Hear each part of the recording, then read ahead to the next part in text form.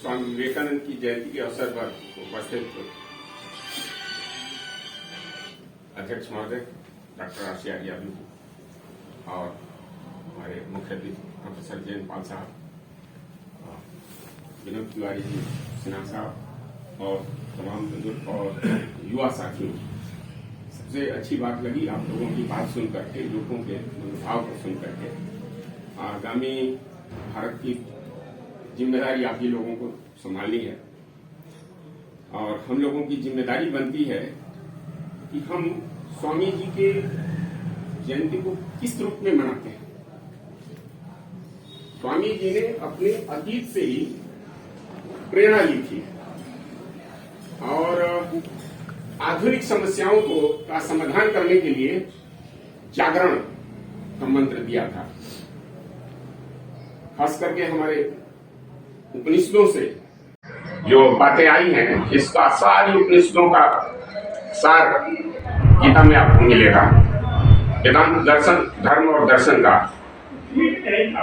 कृष्ण ने बिल्कुल बहुत ही वेदों की व्याख्या, वेदों की उपनिषदों की व्याख्या गीता में आपको मिलेगी एक सार रूप में। और वह वेदांत दर्शन का सबसे महत्वपूर्ण ग्रंथ है। उसमें ही सारी बातें लिखी हुई हैं, उससे प्रेरणा लेकर के, और वही हमारे आज हैं।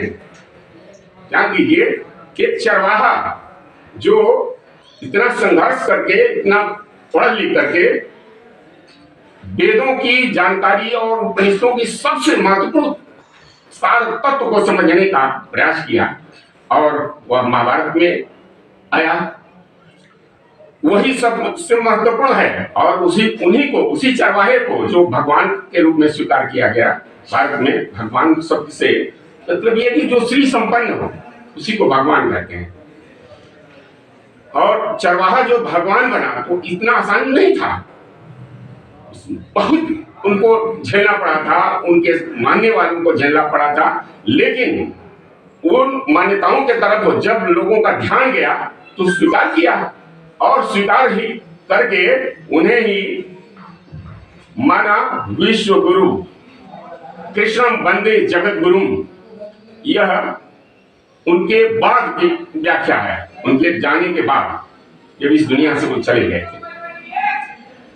और इस बात को कबीर ने भी मध्यकाल में स्वीकार किया है, स्वीकार किया उन्होंने भी। और आगे ये हम 19वीं शताब्दी में जब स्वामी विवेकानंद आए तो कोई भी अतीत से, लेकिन हमारा उपनिषदों के बाद से बहुत ही दुर्भाग्यपूर्ण रहा कि बहुत से पुराणों में, स्मृतियों में इतनी अनर्गल कहानियां, इतनी वैज्ञानिक चीजें रख दी गई जो हमारे समाज को बहुत नीचे ले गई। और आज वह हम लोगों के लिए अब फिर से जब भी हमारा जागरण होगा, जब भी जागरण के लिए हम एक दूसरे को प्रेरित करेंगे, हमें अपनी परंपराओं से कुछ सीखना पड़ेगा। और देखिए आज हम लोगों के बीच में जो स्थिति बन गई है, खास करके 2014 के बाद से, वह अत्यंत मतलब दयनीय है, खास करके युवकों के लिए। तो ये कि वो क्या करें। देखिए स्वामी जी कहते थे बहादुर बनो, वीर बनो, निर्भय बनो। और कुश्ती के लिए भी उनकी बहुत प्रिय कुश्ती था। संगीत से बहुत लगाव रखते थे। तो मैं थोड़ा सा, आज संगीत का भी वातावरण यहाँ बन गया, मैं चाहूंगा कि अपनी बात को थोड़ा तो संगीत की ओर से, खास करके भोजपुरी के हम लोग रहने वाले हैं। देखिए 2014 में पूर्वांचल से पूरब, बनारस शहर पड़ता है पूरब में, प्रयाग पड़ता है पश्चिम में। तो पूर्वांचल का वो केंद्र है, पूरब की ठंड भी वहाँ आती है। पूर्वी हवा जो चलती है, पूर्वी हवा की सबसे बड़ी है पूर्वैया हवा, बहुत दर्द देती है। तो उसी को ध्यान में रखते हुए भोजपुरी के से मैं दो शब्दों में कहना चाहता हूँ।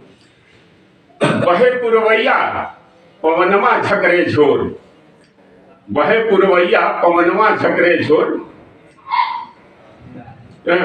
और बेदर्दी के तोरल दहिया, बेदर्दी के तोरल दहिया, दरदिया होला बड़ा जोर। ये बिरहा की लाइन है और स्वर्गीय हीरालाल यादव की है। कितनी हो रहा है। अब देखिए दर्दिया होला बड़ा जोर। अब जरा सा दर्द को आप समझिए, दर्द की व्याख्या करिए 2014 में, तो 2000 पुरवैया बही बनारस से ही वो हवा बही, 2014 2019 फिर वही ना। तो दर्द तो इतना हो गया 19 के बाद कि अब असह्य हो गया है। कहां पहुंची है हमारे खास करके युवा वर्ग के सामने, इस देश के सामने जो अब सबसे बड़ा दर्द है भ्रष्टाचार, दूसरा है बेरोजगारी, तीसरा है किसानों का दर्द, बेहाल किसान, चौथा है महंगाई। अभी बहुत से दर्द है लेकिन मैं इन्हीं पर रखना चाहता हूँ। तो ऐसा बात को समझाना बोलना पड़ेगा कि युवा संघर्ष और देश को ये कौन सी बातें हैं भ्रष्टाचार पर आते हैं। देखिए जब 1947 में आजादी मिली थी तो भारत के लोग जो संविधान सभा में थे बहुत ही तपस्वी किस्म के थे, बहुत ही उन्होंने त्याग किया था, देश के लिए मर मिटे थे। उनके सामने बड़ा एक आदर्श था। आदर्श के रूप में इस देश का वाक्य, आदर्श वाक्य सत्यमेव जयते, यह भी उपनिषद वाक्य है। सत्य की ही विजय होती है। उसका दूसरा अंश है अगला, नानृतम, ना झूठ की नहीं, सत्यमेव जयते, ये हमारा आदर्श वाक्य है। और संसद सांसद और बड़े हमारे अधिकारी सब इसे लिखते हैं। आजादी 47 के बाद मिली और 47 में मिली, और जो हमारा ये शासक वर्ग आया तो आगे चल करके उसमें थोड़ा थोड़ा करके भ्रष्टाचार की गंध आने लगी। आते आते 1993 में यहां सांसद निधि आई। सांसद निधि का इतना दुरुपयोग, इतना उस पर विसंगतियां, इतना ये हुआ तो उस पर 2005 में एक आयोग बना, द्वितीय प्रशासनिक सुधार आयोग। एम वीरप्पा मोइली बहुत ही तेज तर्रार नेता हैं, वो कर्नाटक के चीफ मिनिस्टर भी रहे हैं, बहुत अच्छे लेखक हैं, बहुत अच्छे कवि हैं और बहुत अच्छे जानकार हैं। उन्होंने कहा उसमें कि सांसद निधि समाप्त होनी चाहिए। चलिए एक संस्था जो प्रशासनिक सुधार आयोग द्वितीय, दूसरा आदमी हमारा जो लगभग 40 साल का जिनका संसद में अपना अनुभव था, बहुत ही माने जाने सांसद सोमनाथ चटर्जी, जो 2004 से 2009 तक के लोकसभा के अध्यक्ष हुए, उन्होंने भी स्पष्ट रूप से कहा था कि भ्रष्टाचार की जननी हो गई है सांसद निधि, इसे समाप्त किया जाना चाहिए। तीसरी संस्था 2011 में CNAG, controller and auditor general of India, जो भारत की इकोनॉमी का वॉचडॉग है, उसने 2011 में कहा, यही बात कही थी कि सांसद निधि समाप्त की जानी चाहिए। सांसद और विधायक निधि दोनों उसी एक ही अंग है, इसलिए जब तक इन तीनों संस्थाओं की बात को मानते हुए और पूरा एक राष्ट्रीय परिदृश्य नहीं बनेगा, इस देश से जाने वाली नहीं है सांसद और विधायक निधि। इसके लिए आप लोगों को अगुवाई करनी पड़ेगी ना। इस समय जो राजनीतिक परिदृश्य है वो कोई भी महत्वपूर्ण बात को स्वीकार करने के लिए तैयार नहीं है, और मीडिया भी संयोग से उसी में चल रहा है। तो ये हुआ। दूसरा हमारा जो बेरोजगारी की हालत है, जो बहुत ही कष्ट दे रही है, इसको भी, इसका भी समापन तभी, इसका समाधान तभी होगा जब युवा वर्ग लड़ाई लड़ेगा। युवा वर्ग के रूप में ये जाति धर्म इत्यादि में आपको बांटने की बहुत कोशिश की जाएगी, लेकिन अगर कुछ पाना है, अपना अधिकार पाना है, तो युवा वर्ग को स्पष्ट रूप से एक धरातल पर आकर संघर्ष करना पड़ेगा, अगुवाई करनी पड़ेगी। अब हम बतला रहे हैं, जब आप अगुवाई करेंगे, नेतृत्व वर्ग तुरंत तैयार होगा। आज कहेंगे कल लोग तैयार हो जाएंगे सांसद और विधायक निधि समाप्त करने के लिए। तब जब आप कहेंगे सांसद विधायक निधि समाप्त नहीं तो वोट नहीं, जब देखिए ये कितना करिश्मा करता है। यही एक नारा ना दुष्यंत कुमार ने कहा था ना, टूट तो जाता ये आसमां, अपना नारा ही बुलंद न था। इसलिए नारे को बुलंद करना सीखिए, सड़क पर आपको ये बात कहनी पड़ेगी, अपनी बात रखनी पड़ेगी। संक्षेप में ये करके अगले पॉइंट पर आता हूं। अगला है किसानी। किसानी एक घाटे का सौदा है, यानी किसान का जो पेशा है वो घाटे का सौदा हो गया है। वो लागत भी नहीं उसकी निकल पाती।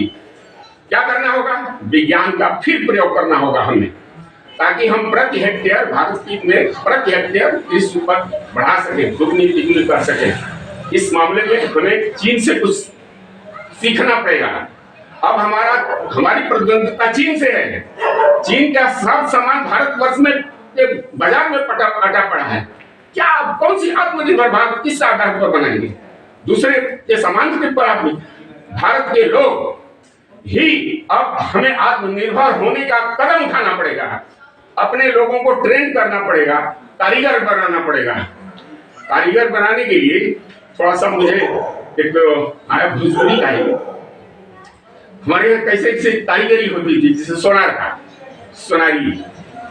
तो भोजपुरी में एक कहावत है, आप गीत है, मोरा पिछुअरवा सोनार के बेटौआ रामा, हरी हरी रैया रैया जोड़े ला कंगनवा ये हरी।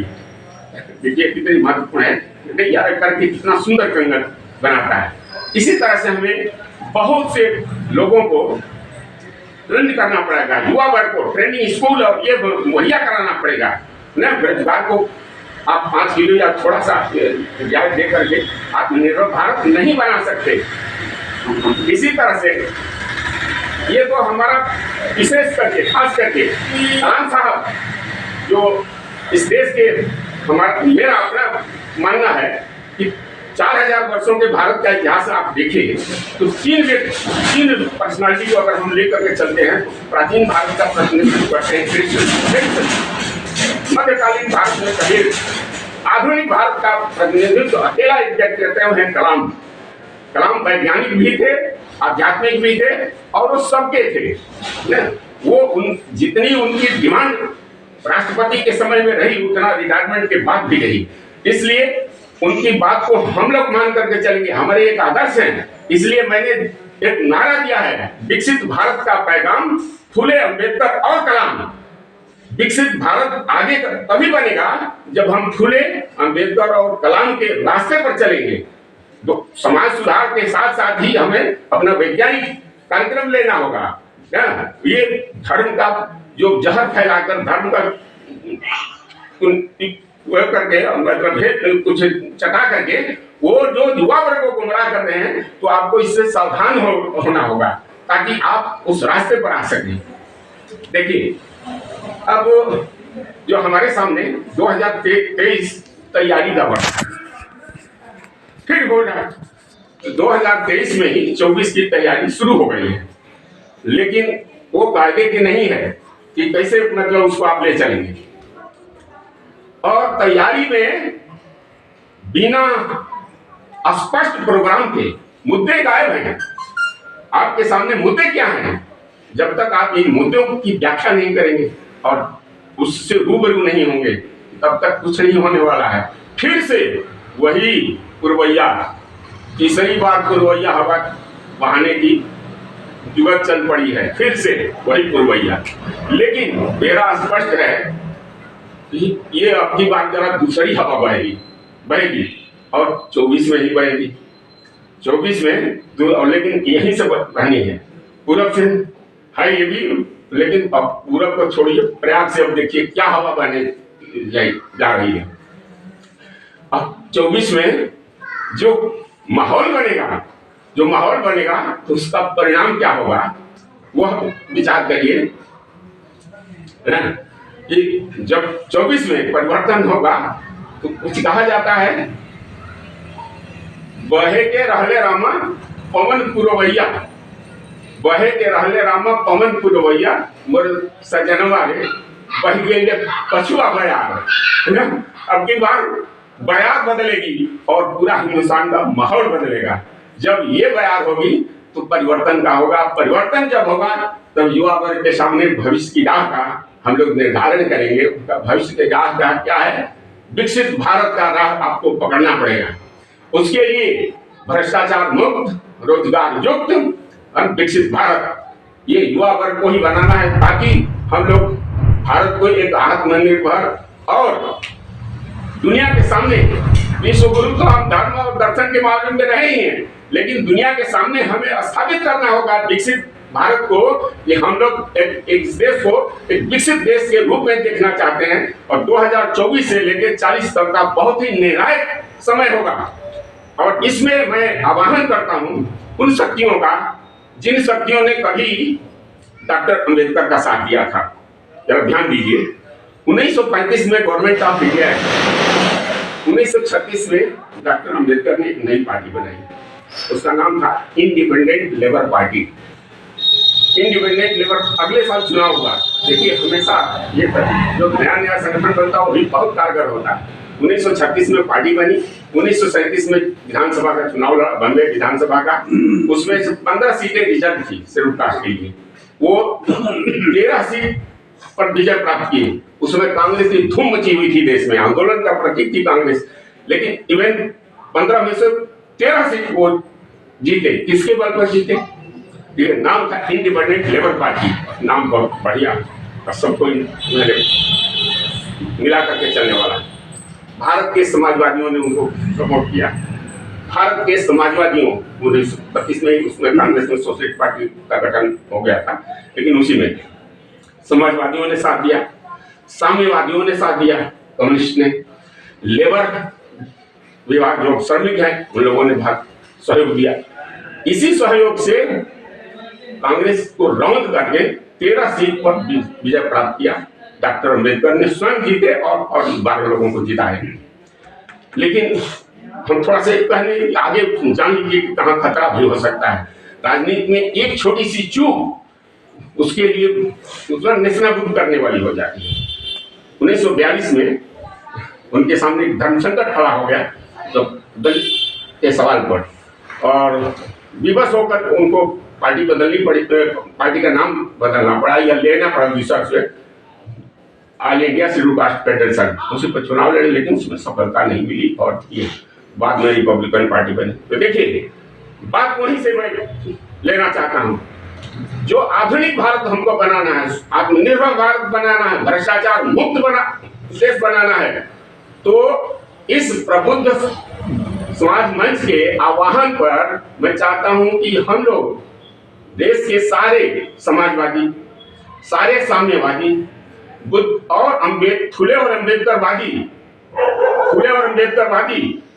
इधर उधर तितर बितर होकर के टुकड़ों में बटे रहेंगे तो दूसरे को ही आप लाभान्वित करेंगे। इसलिए इस मंच का सहयोग करिए। नेता आप ही लोगों को बनना है, हमें नहीं बनना है। मैं तो एक मंच तैयार करके दे रहा हूं जो अगला नेतृत्व पैदा करेगा, और इसी युवा वर्ग में से वो नेतृत्व आएगा। देश के लोग, सब लोगों को, हमारे समाजवादी इस समय है, साम्यवादी हैं, फुले और अम्बेडकरवादी हैं, इनकी शक्ति बहुत लंबी है। और मैं उस वादे को निभाना चाहता हूं जो कभी कृष्ण ने गीता में कहा था। गीता का एक श्लोक है, विद्या विनय संपन्ने ब्राह्मणे गभ्यस्ते सुनिचैव सुपाके च पंडिता समदर्शिनः। पंडित वो होता है जो ब्राह्मण और चंडाल में समता की दृष्टि रखता है। नहीं हुआ, 4000 साल पहले कह गए, लेकिन नहीं हुआ। अंबेडकर साहब गए थे उनका मंदिर में, पुरी में जो मंदिर है उसमें दर्शन करने कृष्ण भगवान का, उनकी बहन और भाई आ गए, लेकिन बाहर से ही दर्शन करने का मौका मिला। मैं चाहता हूं अगर इन तीनों का सहयोग मिला, खास करके भारत के दलितों का सहयोग हमें प्राप्त हुआ, फुले और अम्बेडकरवादियों का, तो हम लोग एक ऐसा माहौल बनाएंगे जिसमें हम 10 साल के भीतर यह सपना, यह कृष्ण का सपना था समता का, कि ब्राह्मण और दलित बराबर की इस दृष्टि पर देखे जाए, बराबर के स्तर पर, वो हम लोग पूरा करेंगे और तभी विकसित भारत का सपना पूरा होगा। धन्यवाद।